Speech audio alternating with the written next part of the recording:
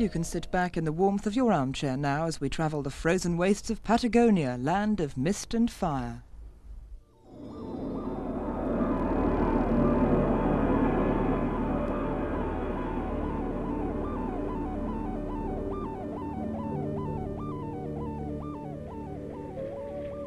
In 1520, Magellan's ship reached the southernmost part of South America. During the long voyage, he passed the time reading a book of Greek romantic chivalry, where the hero had captured a monster called the Grand Patagon.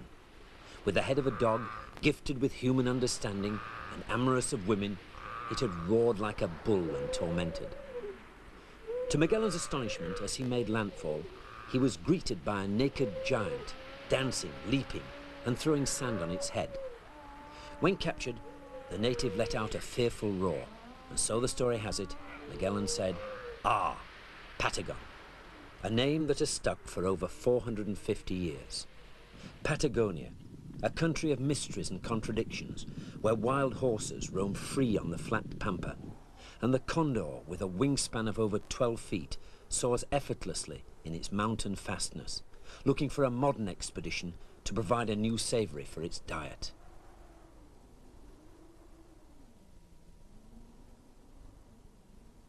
Today, this remote land hides one of the least explored places in the world, the Patagonian ice cap, 9,000 square miles of crevassed ice. To winkle out its secrets, the modern explorer is more of a mountaineer than a mariner, and certainly more phlegmatic than Magellan. Mick Coffey is a steel erector from Wolverhampton. Leo Dickinson, our cameraman, had developed an exciting plan with Welsh mountaineer Eric Jones. They had bought 13 second-hand parachutes, taken a few jumps each to get the hang of it, and were to parachute into the middle of the ice cap.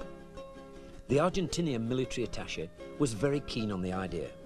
When he had done it with an army regiment, they'd only lost 2 soldiers. He strongly recommended taking 2 extra men for the drop.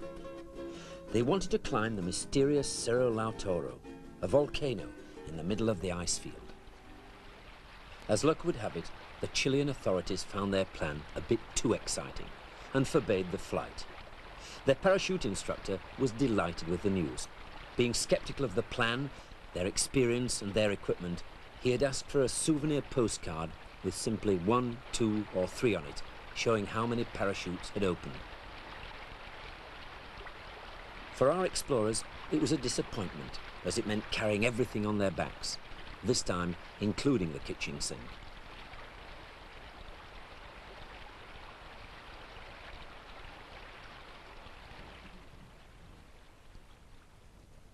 On the pampa, the only habitations are the lonely estancias, sheltering from the fierce winds behind a few trees. From this sheep farm, they hope to get some help to transport their equipment to the foot of the glacier. Visitors are few, and at first their arrival seemed unwelcome. But the local gauchos seemed friendly enough, earning a few pounds doing odd jobs and taming the wild horses. They received the news of the expedition's plans as if it was the daftest thing they'd ever heard. But nevertheless, they promised to help and were soon riding off on the only form of transport that could tackle the terrain.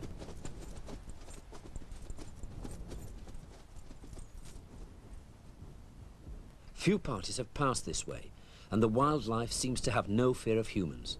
At first, they were delighted by the antics of a wild fox, but later they were to regret their friendly generosity.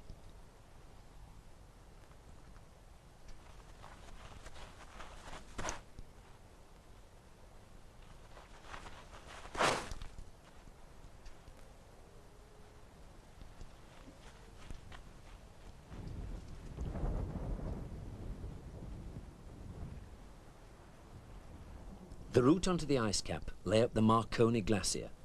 Instead of floating lazily through the air on their parachutes, they had to carry 700 weight of food and equipment up the jumble of ice towers and crevasses.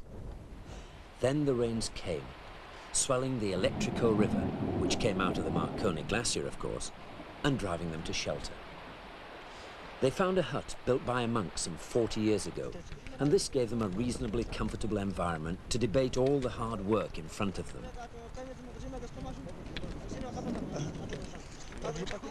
They had been joined by Ernesto O'Reilly, an Argentinian, so the arithmetic seemed simple. 4 people, each carrying 60 pounds, and they could be at the ice cap in 4 days. And even the weather was clearing. They had lightweight camping equipment, the best modern technology could devise, that quickly dried out after the soaking. But something very worrying had happened in their food storage tent. It couldn't possibly be the fox. The tent had been sealed. It certainly wasn't a local gaucho. What was the point of burying all these tins and stripping off their labels? Whatever it was had come up from below.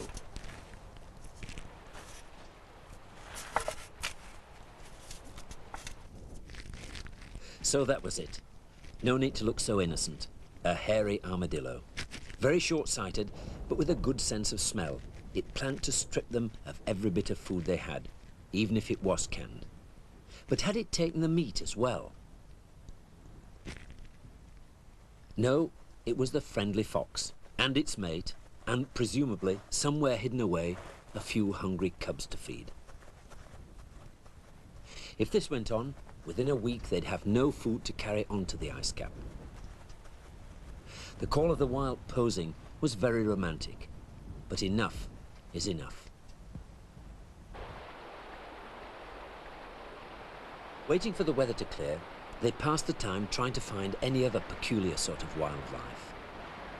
Hey, Eric, look at this over here, that bird. Oh, yeah. It's a torrenter. Yeah? Yeah, can you eat them? Yeah, it tastes nice with some orange sauce, doesn't it? Yeah, it does, yeah. Good idea.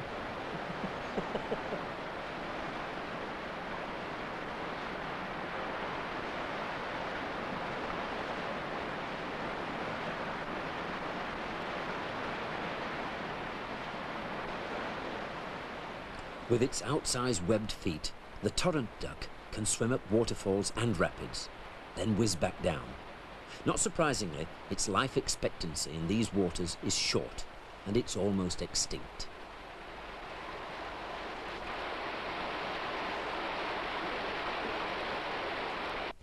The expedition had 2 10-foot sledges, each weighing 30 pounds. Once they were on the flat ice cap, they would be invaluable to carry 300 pounds of food and 400 pounds of tents, sleeping bags, climbing gear, and Leo's second-hand parachutes. Just because the Chileans wouldn't let him use them jumping out of a plane didn't mean that they should be left behind. Eric went ahead to route find through the barriers between them and the glacier. But the real work was manhandling the bulky, awkward sledge over difficult terrain in soaking rain.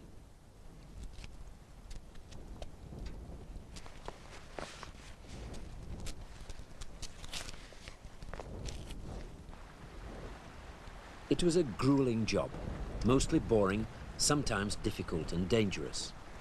Without the sledges, they just couldn't carry the weight of food and equipment across the ice cap. I hate to go down there. If it begins to go, I know it's going to go first.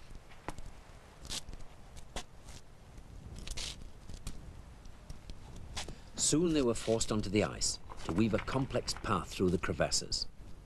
They had planned to use lightweight tents to reduce their loads, but the first night on the glacier, the poles snapped and the tent was destroyed.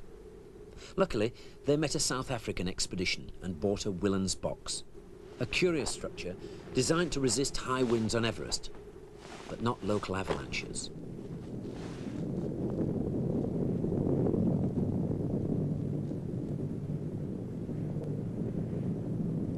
They were now in a new world, where in the breaks in the storms dramatic peaks appeared, and each dawn the sun gave an eerie effect before the wind brought in more cloud and rain. It had taken 18 days instead of the planned 4 to get their equipment onto the ice, and Ernesto had to return. The excitement was just about to begin for the rest of the party.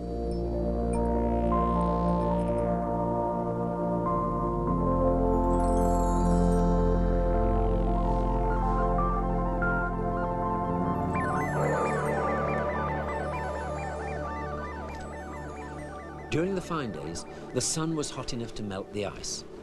More often, the clouds came in, and the cold wind drove Leo, Mick and Eric to seek shelter in their box tent.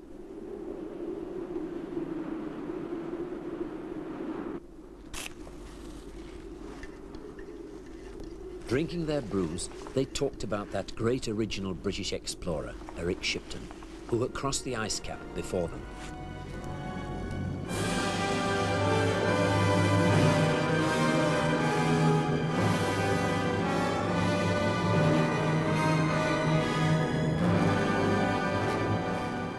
Shipton hadn't planned to be dropped from a plane. He'd persuaded the Chilean Navy to land him from a destroyer on the Pacific side. Using tiny rowing boats, he had passed carving glaciers to land at the head of a fjord.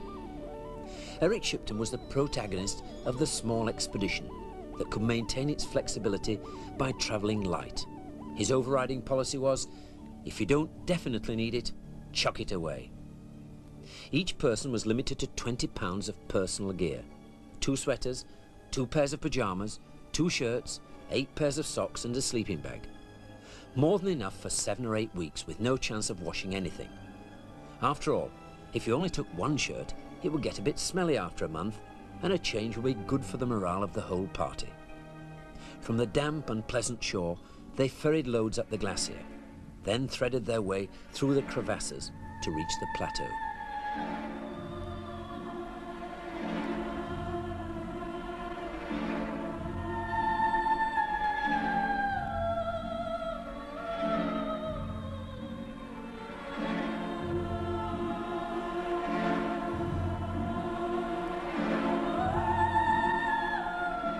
During the crossing, they hoped to find and climb Cerro Lautaro and confirm whether or not it was really volcanic. Even in the Himalayas, he hadn't met weather conditions as fierce as he encountered on the ice cap.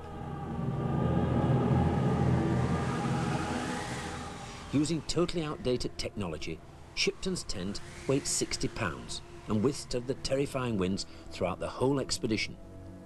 Leo's modern tent weighed 8 pounds and lasted half a minute.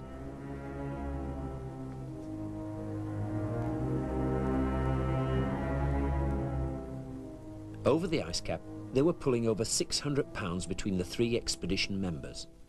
More often than not, they walked in thick cloud, and only occasionally did the mist clear to give them a glimpse of surrounding peaks. By astute navigation in thick fog and a fair quota of good fortune, they found the foot of Cerro Lautaro. But the weather was never good enough to climb it, and they made the long descent to the Pampa after almost 2 months on the ice.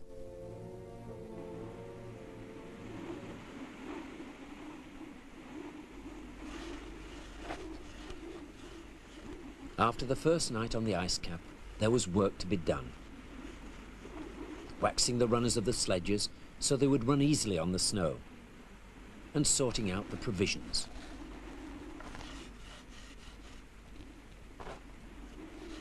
The tin boxes had been badly mangled by the horses, stumbling into trees on the approach. Each tin contained enough food for the 3 of them for 1 day. Their rations were less Spartan than Shipton's. Dehydrated meat and vegetables, tea, sugar, chocolates, cigars, and a quarter bottle of whiskey to flavour the coffee each night. However much the sledges weighed, they must be easier to pull than carrying this amount of gear on their backs. It really was a flat ocean of ice, with ridges and peaks rising above the surface like reefs and islands out of a flat sea.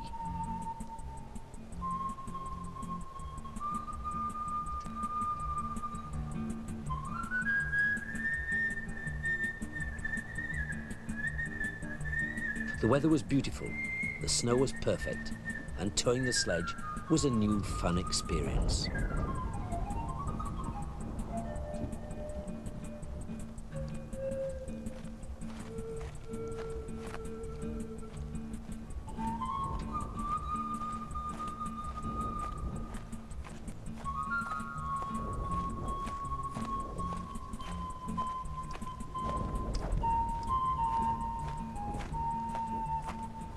As Leo filmed, Mick and Eric did their polar explorer bit. At first, the snow was firm, but as the day warmed up, the snow became softer, and the towing became back-breaking.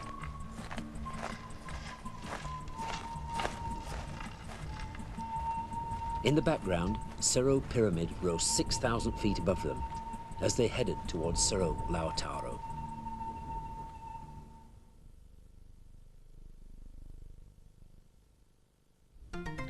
In today's Super Quiz, you must name this Super Channel program and complete the sentence, "My favorite Super Channel program is..." because. Answer correctly and you could win this fabulous compact disc player. Send your answer on a postcard stating your name, address and age to Super Quiz, Super Channel, P.O. Box 2DL, London W1A 2DL, England. And please mark your card CD60.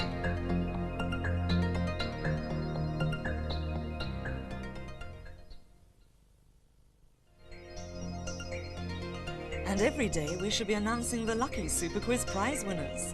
And it's congratulations to the winner of Philips VCR 49, who comes from Era, and the winner of Philips CD 49, who lives in France. More Super Quiz prize winners tomorrow.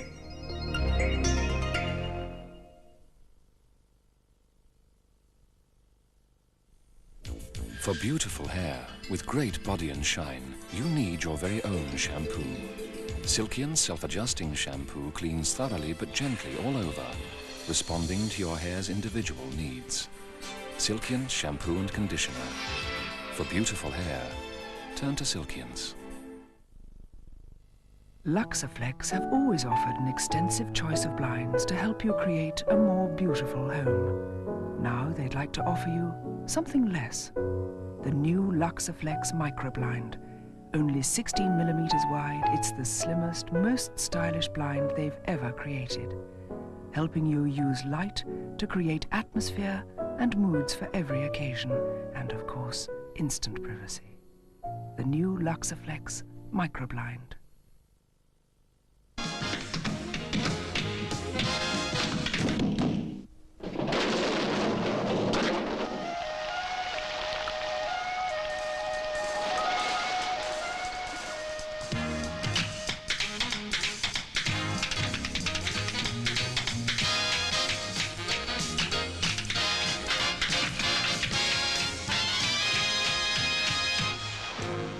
If only everything was built to Samsonite standards. After the success of Life on Earth, David Attenborough looked for a new project. A project that would encompass the broad spectrum of our natural world. In The Living Planet, he accomplished his wish. The series charts the present state of our island in space. Our planet, the Earth, is, as far as we know, unique in the universe. It contains life. Here, animals and plants, insects and birds, mammals and man live together in intimate and complex communities, each dependent on one another. And we will go from high altitudes to low, from the poles to the equator. The Living Planet starts on Super Channel this Tuesday at 7:30.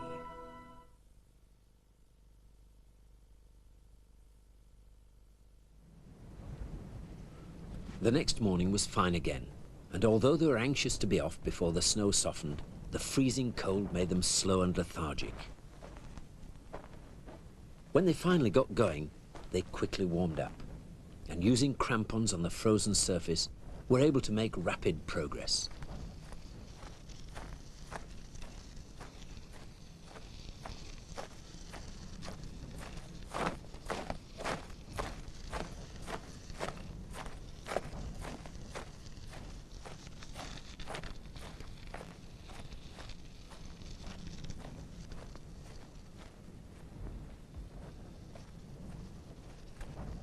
They towed their sledge, plodding together with synchronous monotony, and the Patagonian granite peaks loomed over the horizon.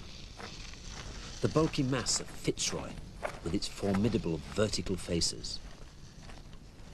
And like an icy finger poking above the horizon, one of the most difficult mountains in the world, Cerro Torre. Then, without warning, the weather changed, and they were forced to pitch camp. For the first time on their trip, they were to test Don Willen's invention against the Patagonian wind, sweeping humid and cold from the Pacific to their west. As long as it was cold enough, there was only snow, but the temperature could vary, bringing heavy rain, which quickly froze, cementing food, equipment, and their tent onto the ice. Keeping their equipment from blowing away or disappearing under the ice was a cold task.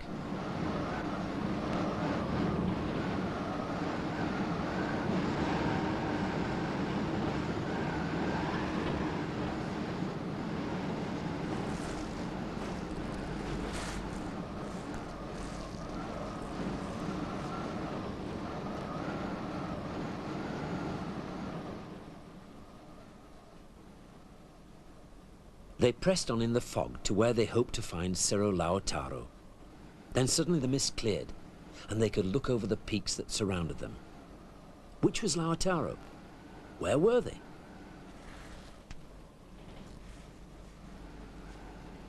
Eric took bearings, just in case the mist came back.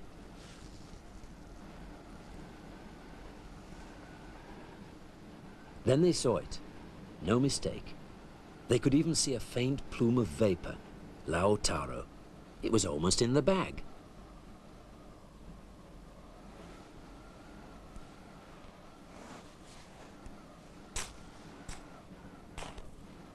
Eric and Mick dug in to get their base camp tent out of the wind. If it was blown away whilst they were climbing the peak, that would be the end for all of them.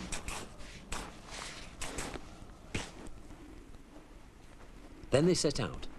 Somewhere ahead was the mountain. Even in this mist, they could hardly miss it.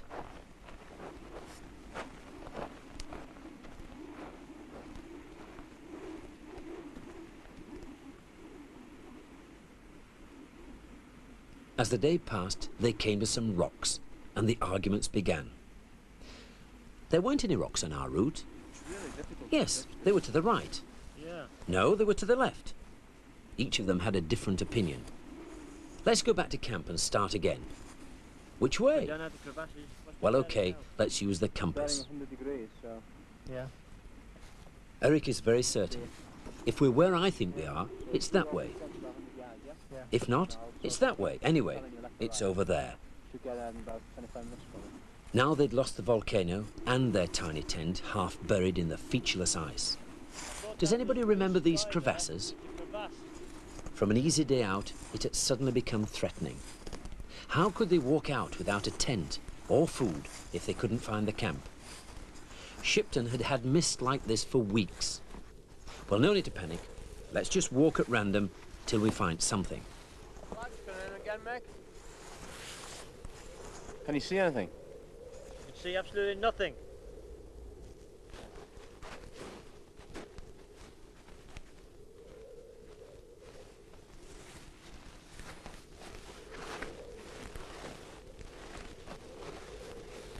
Then they found one of the ski sticks they had stuck in the ice round their camp. So they were only a few hundred yards away. But which way? Bearing of 190, or that way, at the bearing of 10 degrees. Yeah. So, spot luck which one we try first. Take the 190 again. Yeah. I'll leave this in for now. Yeah, yeah. Okay. Yeah. So, try that there, yeah? If they'd chosen the wrong way, it now was getting serious. For all three of them.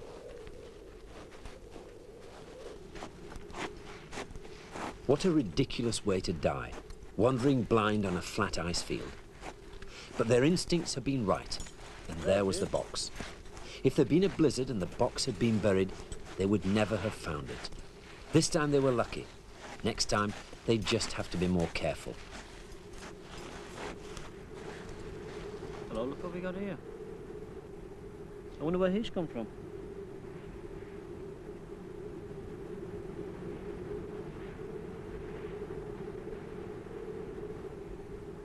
Oh, poor little thing, eh?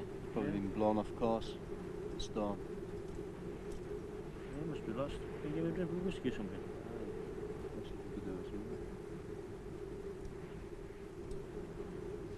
After a warm and a feed, it flew off towards the warm, dry pampa to the east. Today was their day to dry out equipment.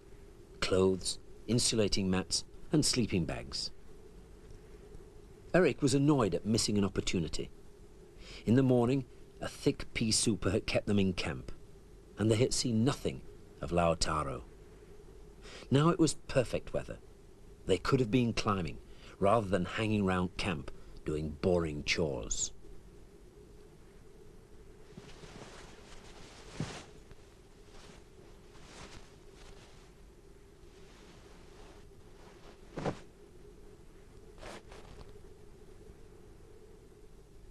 The sun-heated water reconstituted the dried food as they prepared for dinner. A good meal and a restful night's sleep, helped by a drop of whiskey, and tomorrow Lautaro was as good as climbed.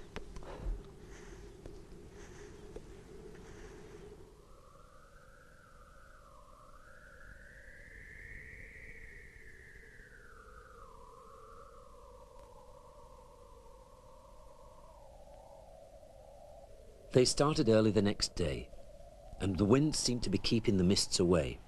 In the distance, they could see Cerro Pyramid, and to the west, the granite walls of Fitzroy, named after the captain of Charles Darwin's boat, the Beagle, when he visited Patagonia in 1832. The storm grew worse, and they retreated to camp, already being buried by the blizzard.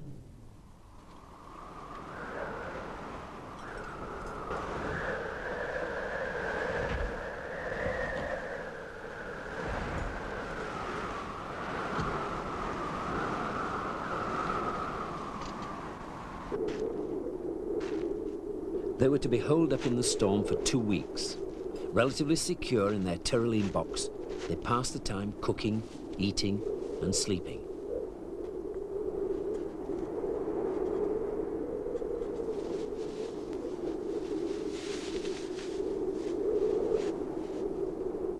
Occasionally, they had to go out and face the ferocious conditions. Firstly, to collect compact snow to melt for tea, soup, and soaking the dried cabbage. Secondly, to get rid of the dried cabbage. To stray far from the tent would be lethal, and Mick preferred to lie in bed, reading about being imprisoned on Devil's Island. Shipton had waited almost a week to climb Lautaro, and had got nowhere. They concocted a new plan. They would take the mountain by surprise. They'd leave at night and sneak up on it, and by the time the mist arrived, it would be below them. Well, that was the theory, and almost anything was better than another week in that damned box.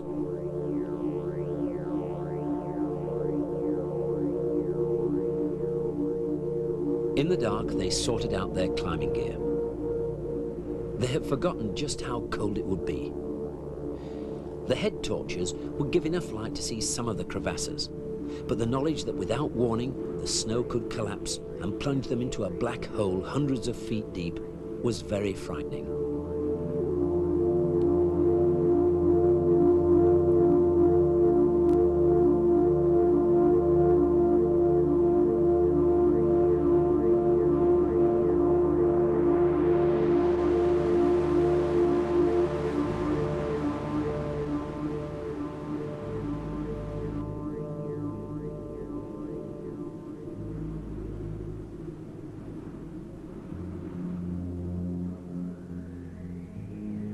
The dawn came up over Fitzroy, and they knew they'd made the right decision.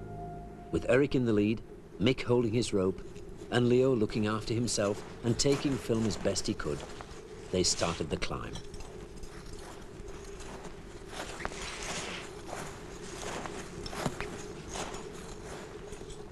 Lautaro was a peak shrouded in mystery.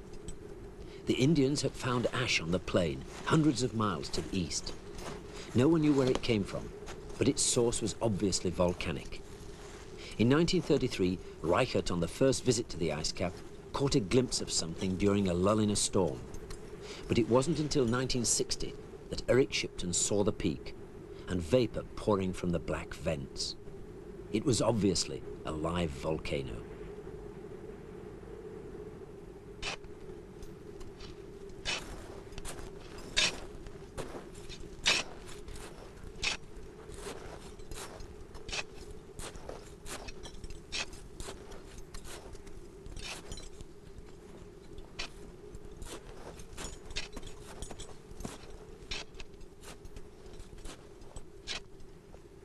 For Eric, Mick and Leo, this was just what they'd worked and waited for all these weeks.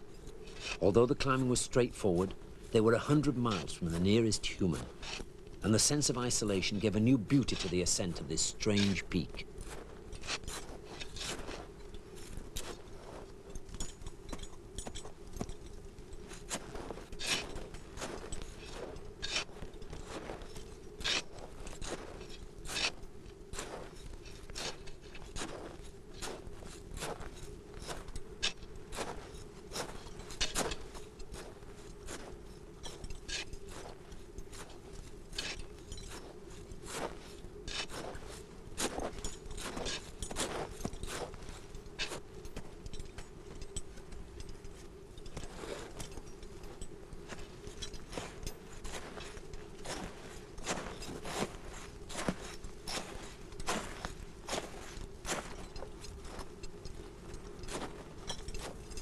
It really was volcanic, and just below the summit they had to climb the warm ash, stinking of sulphurous gases being pushed up from below.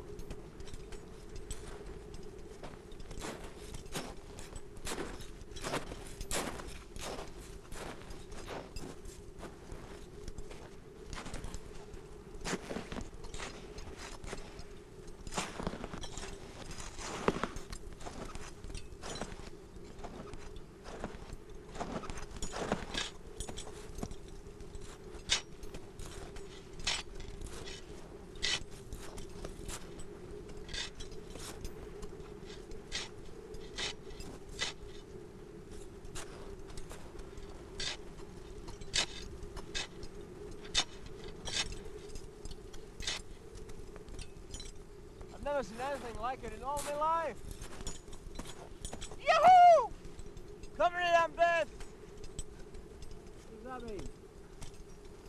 Where's me Bippo suit?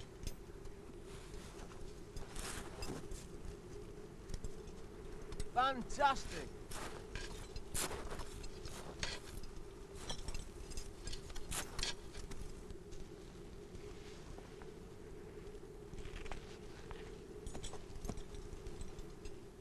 How do you feel sitting on top of Cerro Lautaro? Great. Just great. Oh, it's smart, isn't it? Yeah. How far do you think Fitzroy is to the east? Oh, I don't know, 60? Maybe 70? Yeah, it's very difficult. Mm. Well, the Pacific would be, what, 15 miles away? Yeah, no. Yeah. And these sulfur fumes are really bad again, right into your lungs. Apparently the previous Argentinian party that were here, they had trouble with the sulfur fumes, didn't they? Yeah, mind you, we're British. The climb to the summit had taken 16 hours, and they had plenty of time to appreciate the incredible panorama surrounding them. The Pacific Ocean to the west, where the gales have blown many seamen to their doom, as the names still bear witness. Useless Bay, Desolation Island, Port Famine, Cape Deceit. To the south, the island first seen by Magellan over 4 centuries ago, where the naked Indians, braving gales of freezing rain and snow, fished from their fragile canoes, carrying with them at all times their most precious possession, fire. As Magellan neared the shore, he saw the pinpricks of light studding the beach and named it Tierra del Fuego, Land of Fire. And further south still, the unbroken expanse of sea to Antarctica.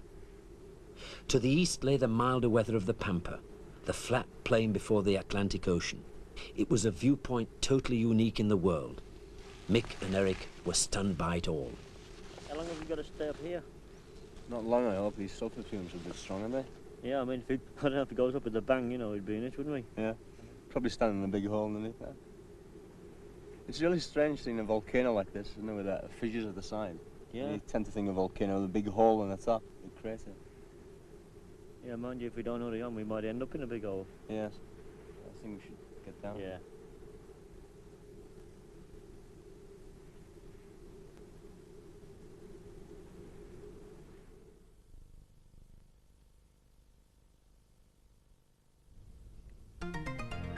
In today's Super Quiz, you must name this Super Channel face and complete the sentence, I watch Super Channel because.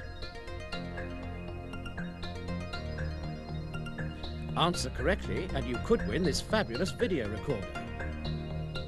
Send your answer on a postcard as soon as possible, stating your name, address and age to Super Quiz, Super Channel, P.O. Box 2DL, London W1A 2DL, England. And please mark your card VCR 60.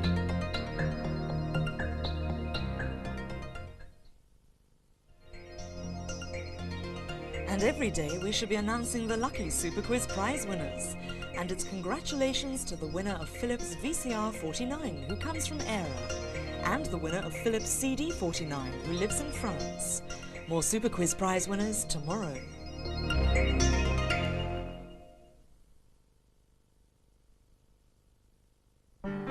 Just give me coffee, coffee that's real good and strong, packed full of taste, a taste that can't be beat. Just give me Rosta, coffee that's packed with taste. Rosta. I'm a stockbroker, and it's a really busy day all day long. At 4 o'clock, I need the Snickers bar. I definitely have a hollow feeling in my stomach, and my stomach's growling. Satisfies you. Snickers bar have a lot of peanuts in them, and I love peanuts. Packed with fresh peanuts, peanut butter nougat, caramel, and milk chocolate. Satisfies you. Packed with peanuts, Snickers really satisfies. It holds me over. It satisfies me. And 6 hours between lunch and dinner, I need something in between. Daihatsu's new Charade, the forerunner of small car evolution. So sleek and so smooth.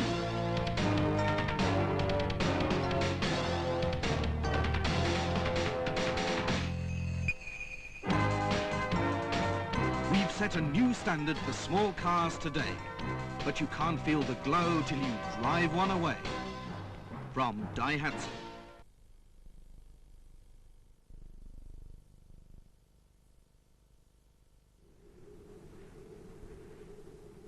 So the mysteries of Lautaro were resolved in a happy 24 hours of climbing, up and down. To the north they spotted another mountain, unmarked on any map, and the urge to be the first to climb an undiscovered peak was on them again. The mountain was 10 miles away, and happily the ice field was downhill in that direction. So instead of the slow, laborious business of towing the sledge, they decided to use their skis.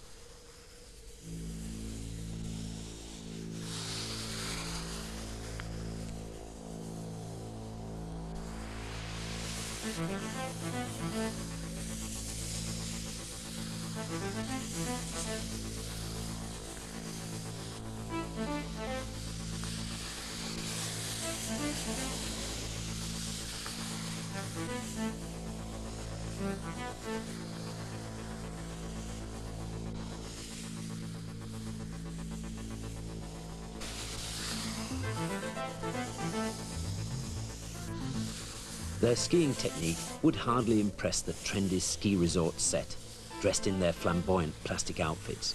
But at least there was little chance of bumping into anyone, and the slopes were not worn out by the crowds.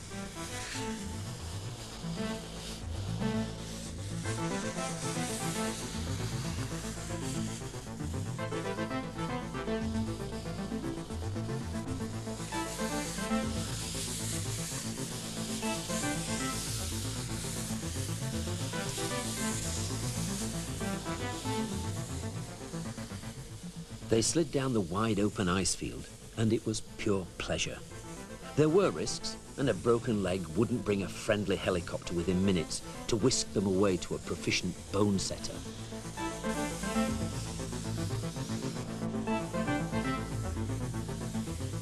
And there was their virgin peak.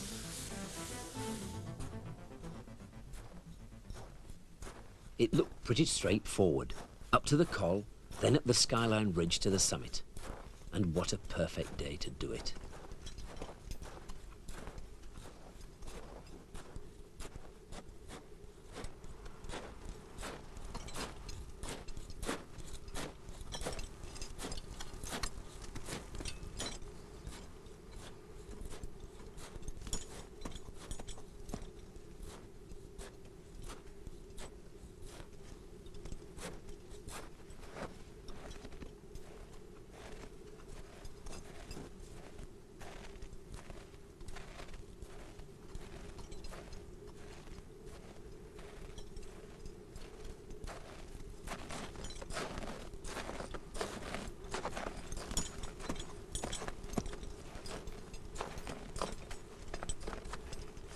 Luckily, they brought all their gear. Near the top, the winds had carved the summit snow dome into a vertical wall, and Eric had to pull a few tricks to get up it.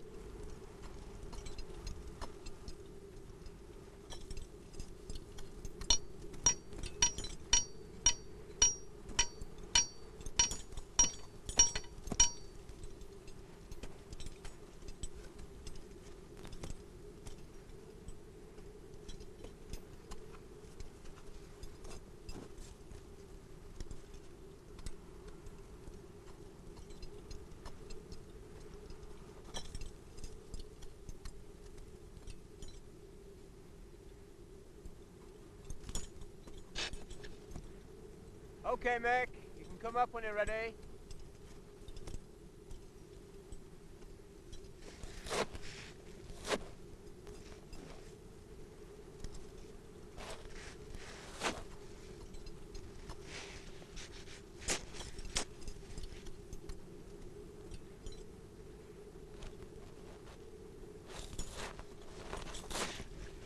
So the peak was climbed for the first time, and by tradition, they could give it a name. Any ideas what we might call it? I don't know, maybe Island Queen or Spring Hill Tavern, somewhere in Wolverhampton. Yeah, but then there ain't anyone from Wolverhampton, is there? It'd be nice to call it Cerro Mimosa.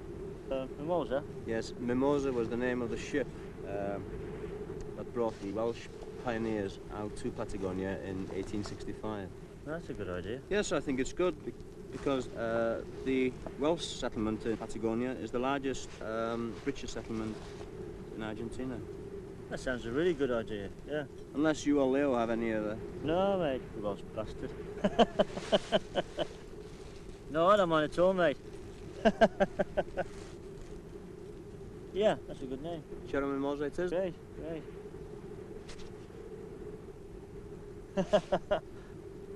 That's a good idea, yeah. That's a good name.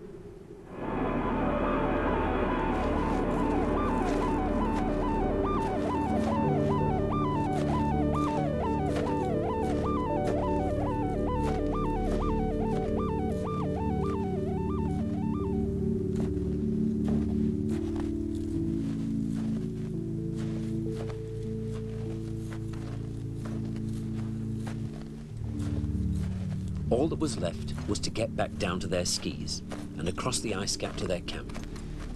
In the morning, they crossed a snow bridge across a deep crevasse that ran for over a mile across the foot of the mountain. The bridge had been solid in the cold of dawn, but after a day of sunshine, it seemed very unstable. If it collapsed, it was doubtful if there was another way off the mountain.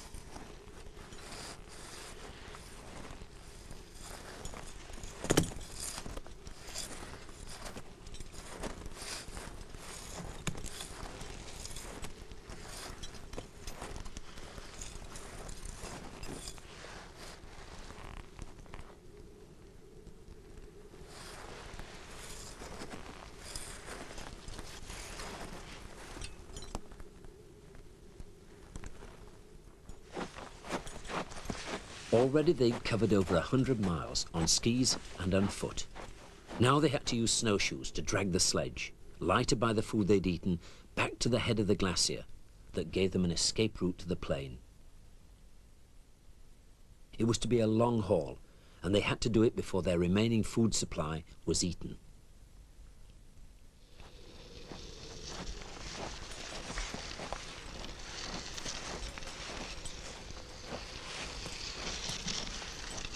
While Eric and Mick laboured, Leo sat in comfort, planning his secret device.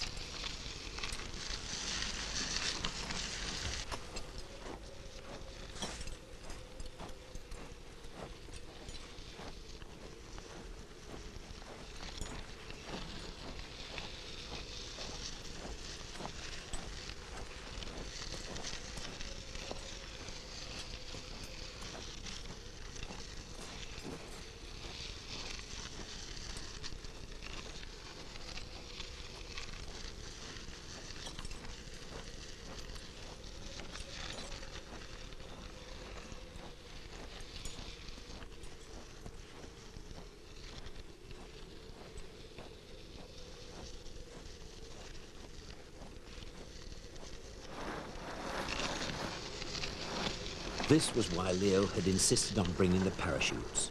And to everyone's astonishment, the idea worked. At first, Eric and Mick ran alongside as the prevailing west winds gave power to the sledge.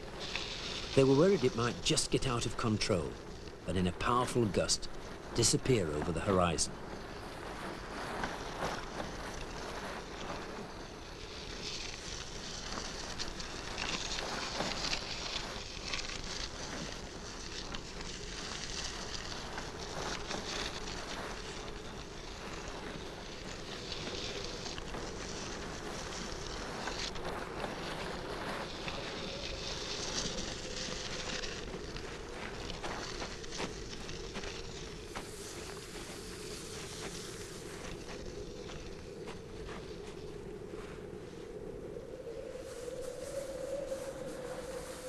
When they gained confidence, they put on skis, and the whole expedition was pulled along at 15 miles an hour, with Mick sitting on the sledge, the expedition bread knife in his hand, just in case things got out of control. Eric did the hard work. The tension on the climbing rope, pulling a 500-pound load, was enough to break his neck as it whipped from side to side. It was Mick that fell under the sledge, but all that it did was press him into the soft snow.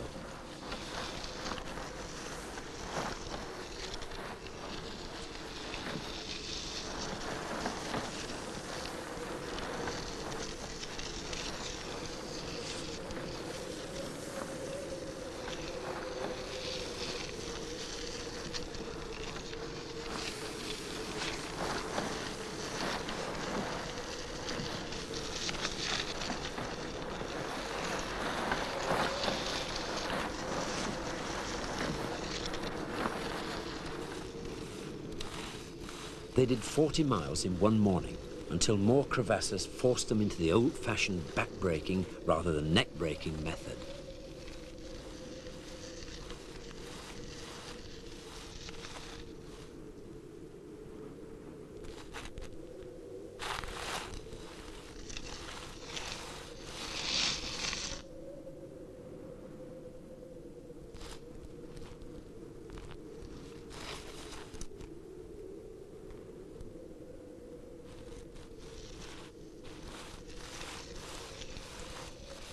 The crevasses presented real problems for the sledge.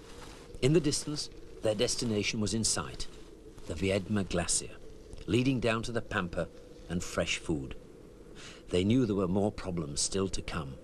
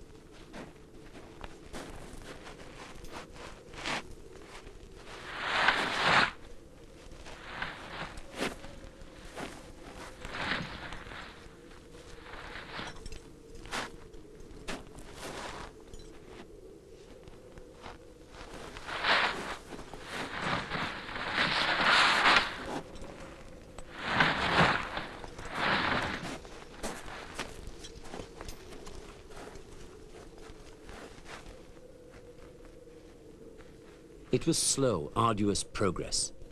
Nothing could be abandoned until they were sure the quick dash down the glacier would get them back to civilization before their food ran out. And who knows, in this remote, unexplored wilderness, there may be treasures that would make them rich beyond the dreams of avarice. Eric had spotted a crystal cave high in the side wall of the glacier. The trip had cost £5,000. If they could find some perfect crystals, perhaps they could even make a profit.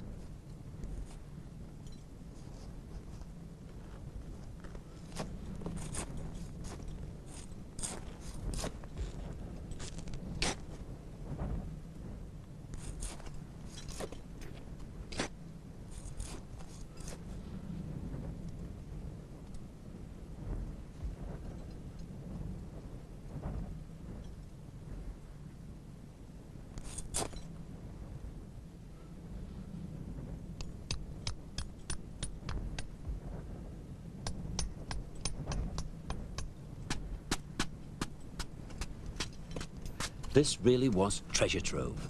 Crystals bigger than any of them had ever seen. This one weighing over 300 weight. They were rich, or would have been if it hadn't fallen into a crevasse on the way back. But just one of these could sell for up to £500. It all seemed to go towards making a happier trip even happier, with crystals like these to put on your mantelpiece.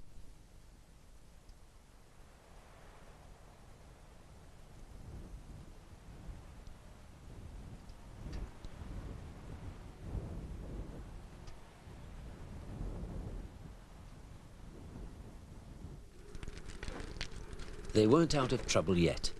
The food was running out, and all the stoves had ceased to function. Burning raw fuel in a makeshift stove worked, but it was slow and used up their precious reserves very quickly.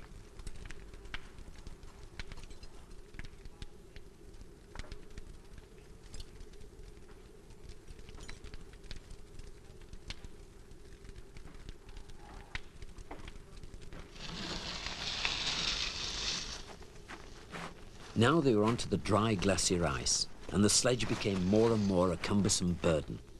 A mirror of the problems they'd had on the way up, but at least it was kind of downhill.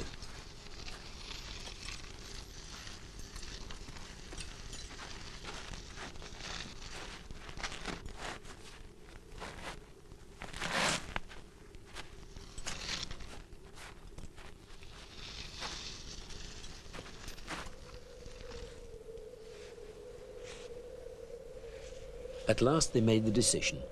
Abandon everything they couldn't carry.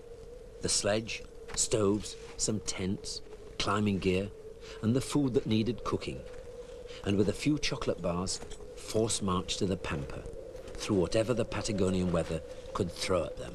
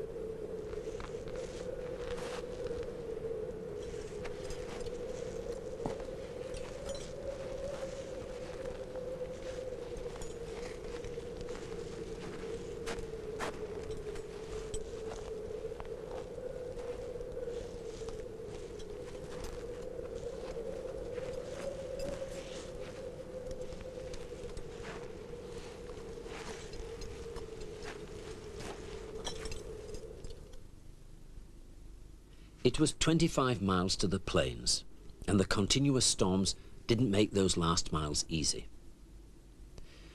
This was no place to be with an empty stomach. All they had eaten for 2 days was 5 chocolate bars and a few berries between them. They might have read Charles Darwin's diary when he visited Patagonia in the Beagle in 1823, and might have agreed with his description. These vast piles of snow which never melt and seem destined to last as long as the world holds together present a noble and even sublime spectacle.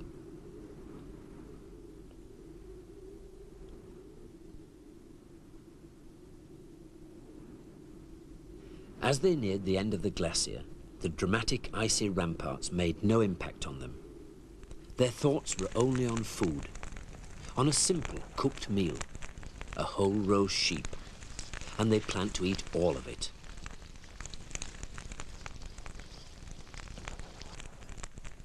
The local gaucho was delighted to sell and cook a sheep for them, and was intrigued to see what would happen if they managed to eat all of it.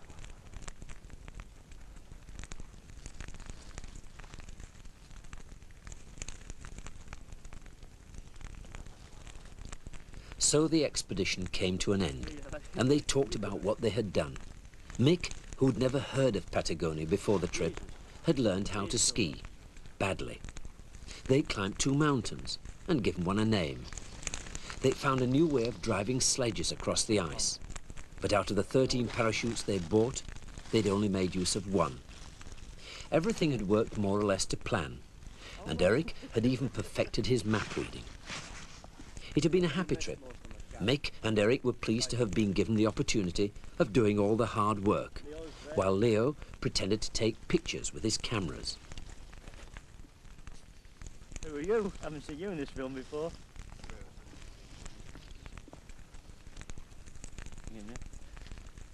As the wine flowed and they grew more elated by their success, Mick Coffey summed up what it had all been about.